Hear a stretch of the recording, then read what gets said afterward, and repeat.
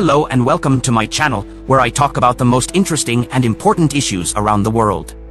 Today, I'm going to tell you about a long-standing ethnic conflict in India's northeast that has recently reached a historic resolution.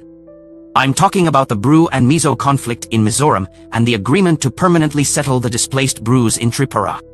This is a story of violence, displacement, and hope, and I'm sure you'll find it fascinating and informative. So, stay tuned till the end of this video, and don't forget to like, share, and subscribe to my channel for more such content. But before we dive into the details, let me give you some background information about the Brus and the Mizos, and the region where they live. The Brus, also known as Riang, are one of the 21 scheduled tribes of Tripura, a state in the northeast of India. They are ethnically related to the Bodo-Kachari people of Assam, and speak the Bru dialect of the Bru language.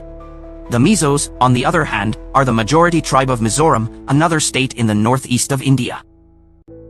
They are ethnically related to the Chin people of Myanmar and speak the Mizo language. Both the Brus and the Mizos are predominantly Christian, although some Brus also follow Hinduism or animism. The northeast of India is a region of great diversity and complexity, with over 200 ethnic groups and languages.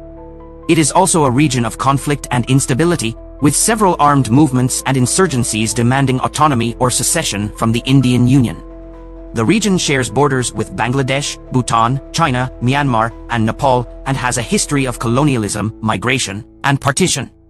The region's geography, culture, and politics are often misunderstood or ignored by the rest of India, leading to a sense of alienation and resentment among the people of the Northeast. Now that you have some context, let me tell you what happened between the Brus and the Mizos in Mizoram, and why it led to the displacement of thousands of Brus to Tripura.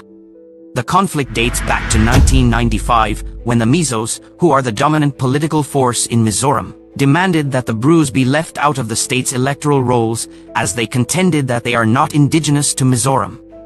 The Brus, who are a minority tribe in Mizoram, resisted this move, and demanded a separate autonomous district council for themselves to protect their rights and identity. This led to tension and hostility between the two communities, which escalated into violence in 1997, when a militant group called the Bru National Liberation Front, BNLF, was formed to fight for the Bru cause.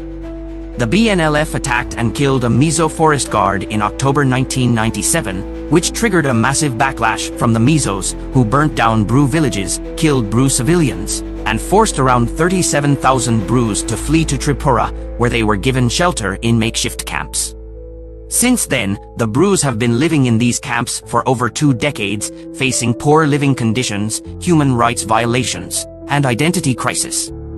Several attempts to repatriate them to Mizoram have failed due to various reasons, such as lack of security, inadequate compensation, and resistance from both the Brus and the Mizos. The Brus have also faced discrimination and harassment from some local groups in Tripura, who see them as outsiders and a burden on the state's resources. The conflict has had a negative impact on the social, economic, and political situation of both Mizoram and Tripura, as well as the relations between the two states and the central government. The conflict has also been exploited by some right-wing groups and media outlets, who have portrayed it as a case of religious persecution of the Hindu Brus by the Christian Mizos, which is not true. However, in January 2020, a historic agreement was signed between the central government, the governments of Mizoram and Tripura, and the Bru representatives to permanently settle the displaced Brus in Tripura, and provide them with various benefits and facilities. The agreement was hailed as a breakthrough and a win-win solution for all the parties involved, as it ended the long-standing humanitarian crisis and paved the way for peace and harmony in the region. According to the agreement, the Brus who wish to stay in Tripura will be given land, housing, cash assistance, free ration, and voting rights in Tripura. They will also be given special development projects, education and health facilities, and reservation in government jobs. The Brus who wish to return to Mizoram will be given the same benefits as the Mizos, and will be protected from any harassment or violence. The agreement also stipulates that the Bru camps in Tripura will be closed down, and the Bru militant groups will surrender their arms and join the mainstream. So, this is the story of the Bru and Mizo conflict in Mizoram, and the agreement to settle the displaced Brus in Tripura. I hope you found this video informative and interesting, and learned something new today. If you did, please give this video a thumbs up, and share it with your friends and family.